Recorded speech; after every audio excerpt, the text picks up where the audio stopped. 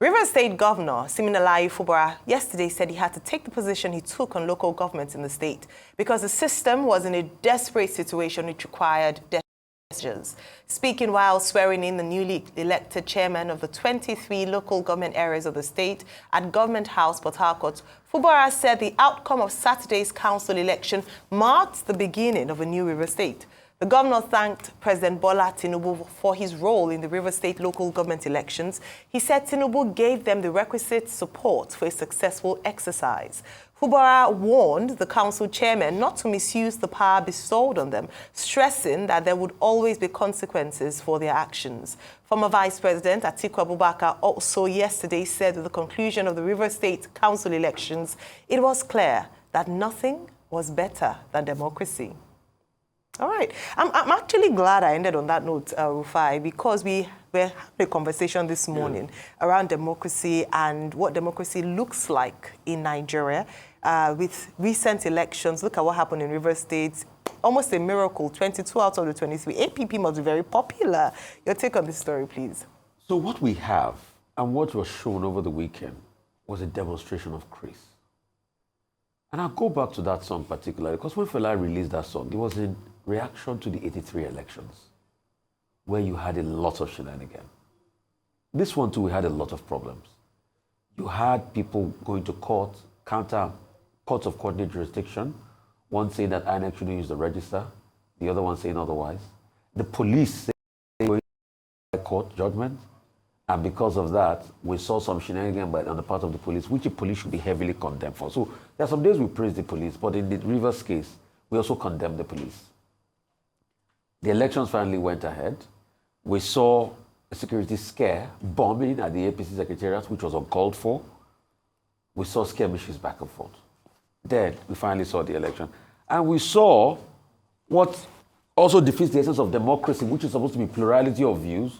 How can one party win all the local government seats? Is it how popular the person is? So you don't even have adherents of any other political party there. APP 22. And it's not only them, because I think in Benue and a couple of other states that had their local government, it was the same thing, APC in that regard.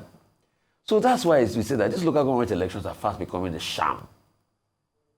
Some people have posited INEC doing it, but I don't trust this INEC. The question is, how are you going to fix it? Probably if you can revamp our electoral system, like going back to the full implementation of wage reports that says at first, whoever is going to be the head of INEC must not be elected by the president, must not be put in by the president. And definitely going back to be able to fix those electoral reforms that we talked about. Take, for instance, I don't see why our lawmakers have not put forward a bill as we speak today that makes IREF the main coalition center.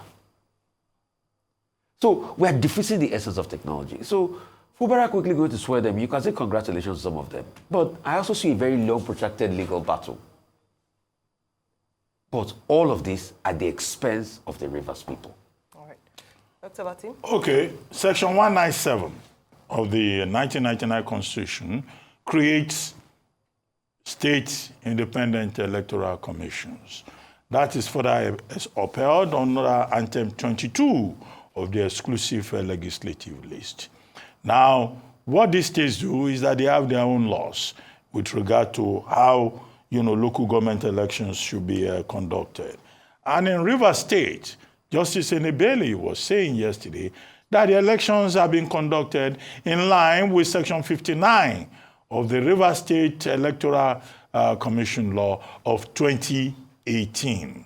So to that extent, that's why we have that original argument about whether, INEC can influence elections at the state level.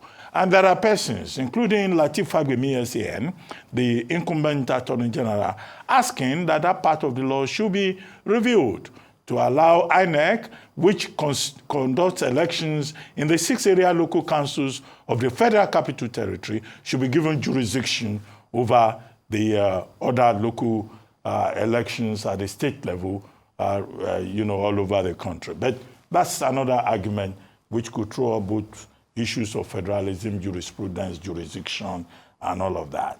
Now, what now happened in Rivers State over the weekend? Rivers State said they were relying on a Supreme Court judgment of July 11, 2024, was it 2023, saying that only democratically elected persons within the purview of Section 7, Sub 1 of the 1999 Constitution can function as local government elections. You recall that in the lead up to this, when Fubara was trying to appoint or did appoint, caretaker committee chairman, it was a lot of controversy at that time, until they now got to this point and the Fubara government put his feet down that, look, we will have this local government election. Now they've held it.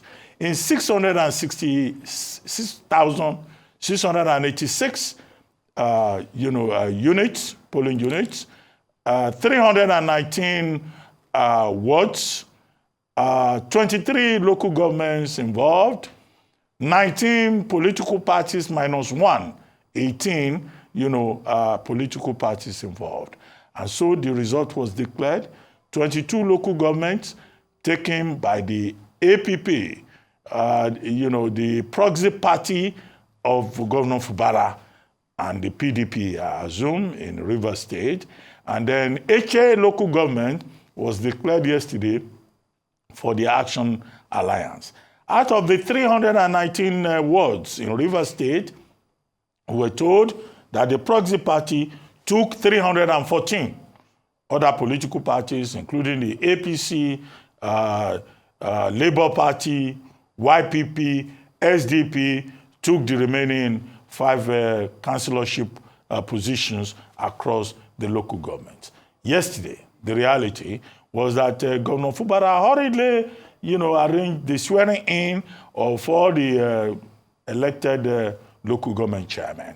And I guess it was in that context that he was saying that desperate situations require desperate measures. The background to that is that we had a protest by parties loyal to Minister Wike in Abuja. Minister Wike having been, former governor of the state and saying that his political structure cannot be taken away from him. Now, to conclude, number one, it looks like Wike's political structure has been taken away from him. Number two is that he and his allies are not likely to fold their arms and stand by akimbo. Now, at least one personality, I think Timmy Frank, has said that Wike is going to take steps to go to court or to make attempts to block the release of local government funds to the elected local government chairman in Rivers State. Well, we'll see. In other words, we have not seen the end of the matter. The third leg of the analysis, there are many legs. I cannot reveal all. Maybe I'll write about it tomorrow in my column in the back page of This Day, where I can speak more authoritatively and I'll have more time to reflect, is the role of the police. Now, there was a federal high court judgment saying that the police should stay away from involvement in that event. Now, the police, they have been criticized in this regard. Now, one other, Uriwa, I think it's Uriwa, saying that, the powers of the police have been hijacked. No, it was Evans BP, former caretaker chairman, saying that the powers of the president have been usurped by Wike. Well, Section 215, 216 of the 1999 Constitution, read in the community manner, deal with the powers of the Nigerian police. Well, Section 216 says they are under the command of the President of Nigeria.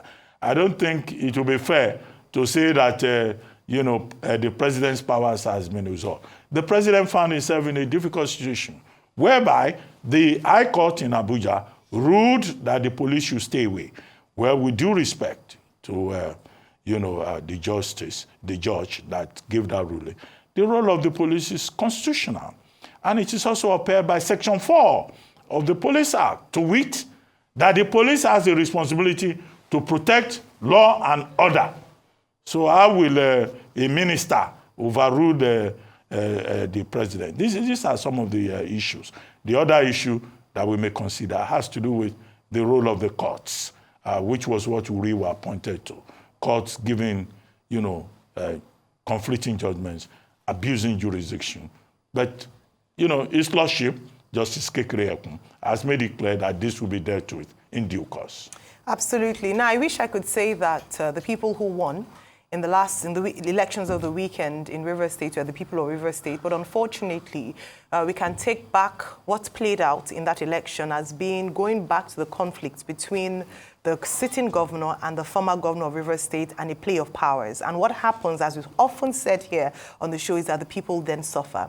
Local government elections, even though it's the smallest tier in terms of the 3 tiers of government in the federal system, is perhaps the most important and most critical, because that is the government that is closest to the people. Hence, you would imagine how important the election of personalities who will then emerge as chairman is critical, and why the people ought to be the ones to decide who would chair their local councils. I say this because when you look at what played out over the weekend, unfortunately, again, it seems, or it looks like the Rivers people were shortchanged. I say this because based on electoral observation, that particular election lacked credibility. TPA, the People's Advocate, one of the election observers, had said that in some places there were no election sheets. Of course, the usual issues that plague INEC in terms of the late start of voting.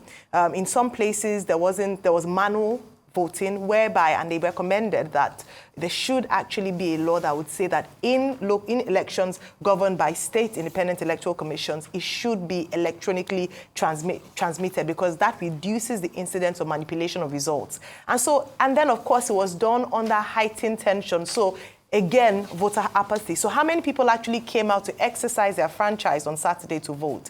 These are some of the challenges that we have had in elections, and it's not peculiar to Rivers State. We've seen this play out at local council elections, at state government elections, at federal elections, and then we begin to ask how the Electoral Act of 2022 was supposed to be the game changer. There were certain provisions in there that were supposed to ensure that Nigerians could finally be able to experience free, fair and credible elections. Unfortunately, we're now having to have conversations. I'm even going to revisit some of the line items of the provisions of the law to ensure that the people's votes are protected. At the end of the day, that is what really matters. And when we see elections play out in such a shambolic manner, then you begin to actually look at the democratic process or our institutions in Nigeria. We need to revisit the conversations, because if we do not have strong institutions, for instance, INEC, governments, then there's no hope for the future of elections in Nigeria. We'll continue to come back to a cycle, and then it becomes a selection as opposed to an election, and people don't actually have a voice to choose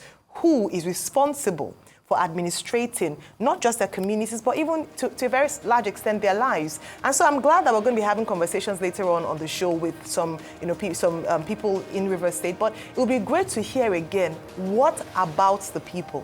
Yes, the governor has come out to say that desperate measures or desperate times call for desperate measures, but in whose favor? For who?